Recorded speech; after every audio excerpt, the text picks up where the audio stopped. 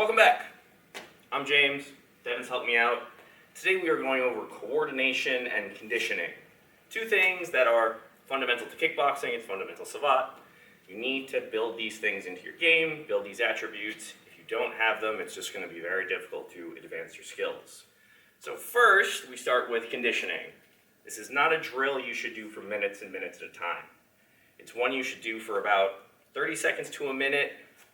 I really even wouldn't recommend 90 seconds. It just becomes too easy to burn out the calves, too easy to hyperextend the legs, so it's better to do this in short bursts, switching back and forth with your partner, rather than trying to do minutes and minutes of this kind of conditioning.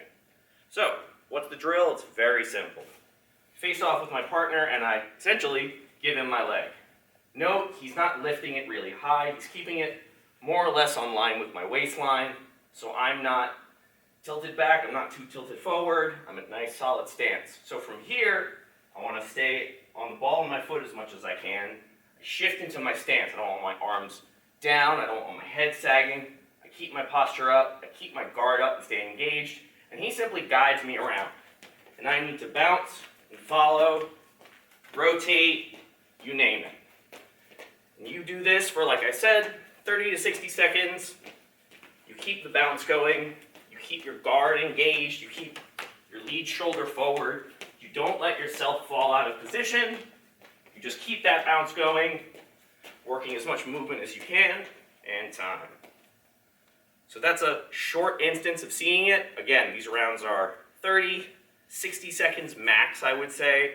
Again, don't really recommend 90, but the reason I like that conditioning drill so much is it helps build not only the confidence and spending time on one leg, which, if we're doing French boxing, there's going to be a lot of double kicking, there's going to be a fair amount of time spent on that one leg, so you need to build up that stability and that reliability. Now, that's our conditioning. What are we using for our coordination? In this case, we're doing it at a target practice. It starts out as all low-line kicking, 3 kicks on one side, 3 kicks on the other, doing different targets on the legs, but what's really very important is the positioning of my feet as I land these kicks. So the first set of targets are here. I go inside, I step out, inside on the rear leg, I step back, inside on the lead leg again. Those are my targets as is. What's important is the way my footwork brings me to each of my positions. I'm not kicking and then stepping off to move and kick again. I am kicking, stepping to the position I'm going to need to be for my next kick, firing off, and then returning off of that last kick to my initial position. It's about educating my footwork off of those kicks and doing the very Savate thing of following my kicks into position so I can accurately land my targets. I'm not taking extra steps, I'm taking a single step each time.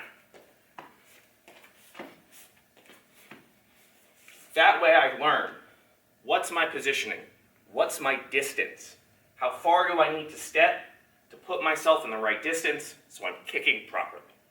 The second side looks like this, which we'll actually rotate for. Now I'm starting with my back leg. First set was lead, rear, and then lead again. Now we're doing the opposite. We're going rear, lead, rear.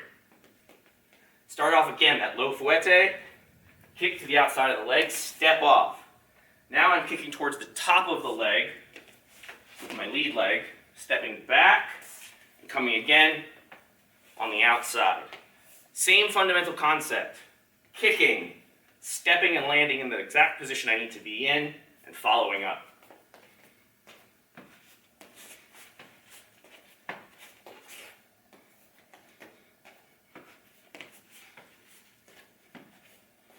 This is also a good way to educate yourself on the different targets on the legs. In the second case, we're going outside of the leg, top of the leg, outside. The first one, I was going inside, inside, inside. It's always important to find those alternate targets, because things like targeting the back leg or targeting the top of the front leg, there are areas that are going to be generally less conditioned, so finding those targets can be a really nice bonus onto your leg kicks. There is also a very simple way to advance this drill. When you're just starting out, you're getting the flow of things, start low line. But as your skill level increases, as your flexibility increases, this can be done on any line.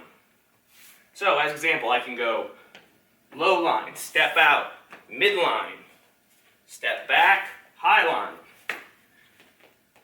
Very simple. Now I've practiced 3 different targets and putting myself in the right positioning for each one. On the rear side now, the second set, again, I can go midline, step out, low line, come back, high line, and mix up those targets once I have the general gist of it, and this becomes second nature, and it's nice and easy. You then ramp things up, test your flexibility a little bit more, make sure you understand the range you need to hit those other targets. In any case, questions, comments, please leave them down below. Thank you so much for watching. Please like, share, and subscribe, and I will see you next time. Thanks, sir. You're welcome.